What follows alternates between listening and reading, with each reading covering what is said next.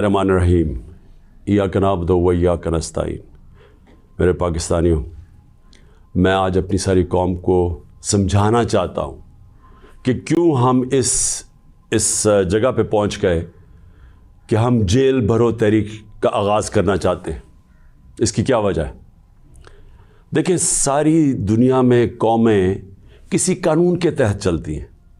कानून क्या होता है? वो आइन फैसला करता है कि क्या कानून में जायज़ है और कौन सी चीज़ नाजायज़ है। जब से ये इम्पोर्टेड हुकूमत आई है, इस मुल्क के आइन और कानून की धज्जियाँ उड़ाई गई हैं। हालात ये हैं कि अदालतों की भी बातें, उनके अहकामात ना पुलिस सुनती है, ना ये रियासत सुनती है। मैं आपको मिसाल देता हूँ कि अभी हाल ही में जब ये इम्पोर्टेड हुकूमत भाग रही थी इस्लामाबाद के लोकल गवर्नमेंट इलेक्शन से, तो अदालत ने कहा कि फौरी तौर पे डेट दो, बल्कि उन्होंने तो कहा कि 48 घंटे में करवाओ। अभी तक कोई महीना होने लगा है तकरीबन, अभी तक इलेक्शंस नहीं हुए। उसके अलावा जिस तरह फंडामेंटल राइट्स, जो बुनियादी हकूक़, जो हमारा आइन हमें हमारे बुनियादी हकूक़ की हिफाजत करता है, हालात ये हैं कि लोगों को उठाया जाता है। कितने लोगों को, सोशल मीडिया के लोगों को उठाया गया, उनको तशद्दुद किया गया उनके ऊपर, सिर्फ इसलिए कि उनकी कोई ट्वीट थी, उसके ऊपर उठाया गया, तशद्दुद किया गया। अभी तक कई ऐसे लोग हैं जिन्होंने जिस तरह का तशद्दुद किया गया, अभी तक उनका ज़हनी तवाज़ुन ठीक नहीं हुआ। आज़म स्वाति, कौन सा आइन, कौन सा कानून इजाज़त देता है कि एक ट्वीट के ऊपर नंगा करके उसके ऊपर तशद्दुद किया जाए, और फिर जब वो फिर से उसको जेल में डाला जाता है और फिर उसको कोई 30 उसके ऊपर FIR कोई बलूचिस्तान सिंध में की जाती है। शेख रशीद, आइन उसको अदालत उसको ज़मानत देती है, उसके बावजूद उसको उठा के ले जाते हैं और उसके ऊपर केसेस सिंध और बलूचिस्तान में कर देते हैं। फवाद चौधरी, अदालत 4 दफ़ा कहती है IG को कि पेश करो फवाद चौधरी को अदालत में, और वो उसको इस्लामाबाद ले जाते हैं। तो ये तो मैं थोड़ी मिसालें दे रहा हूँ। जो शहबाज गिल से हुआ, कस्टोडियल टॉर्चर, तशद्दुद, ये पाकिस्तान के कानून के ख़िलाफ़ है।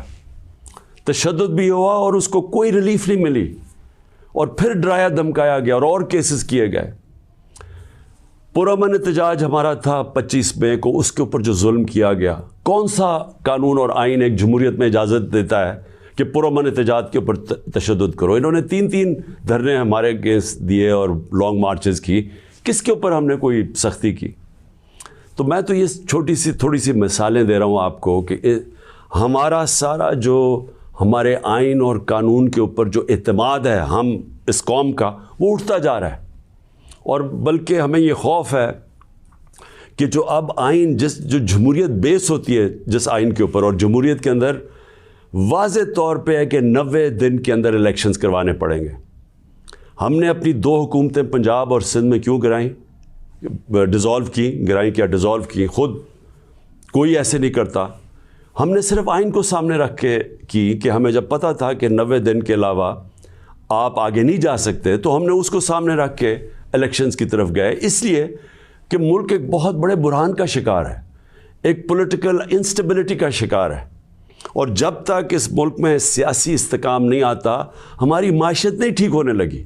तो हमने कुर्बानियाँ दी 2 गवर्नमेंट्स की, जो तकरीबन 66% पाकिस्तान है, सिर्फ इसलिए कि आइन 90 दिन में इलेक्शन करवाता है। अभी तक कितने दिन हो गए हैं? 20-25 दिन हो गए हैं, अभी तक कोई डेट नहीं मिली। दोनों इलेक्शन कमीशन और ये जो 2 हुकूमतें, जो 2 गवर्नर्स हैं, उन्होंने डेट्स नहीं अभी तक दी, और ये सीधी पाकिस्तान के आइन की वायलेशन है। और अगर ये 90 दिन से आगे जाते हैं तो आइन बड़ा साफ़ है इसमें कि आर्टिकल 6 लगेगा।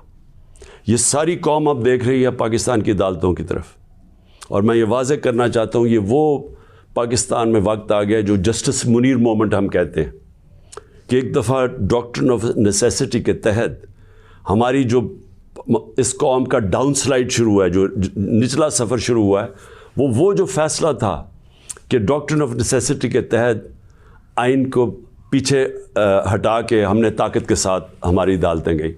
تو آج بھی وہی وقت ہے, سارا پاکستان دیکھ رہا ہے, ٹائم بدل چکا ہے. اگر یہ ہم نے دیکھا کہ اس سے آگے جاتے ہیں تو ہم نے یہ پلان کیا ہوا ہے کہ ہم نے اپنے آئین, اپنے ملک کے قانون کے رول آف لاء کے لیے, انصاف کے لیے ہم نے یہ جیل بھرو تحریک کا فیصلہ کیا, کیونکہ ہمیں کوئی نظر نہیں آ رہا کہ یہ جو وہ لوگ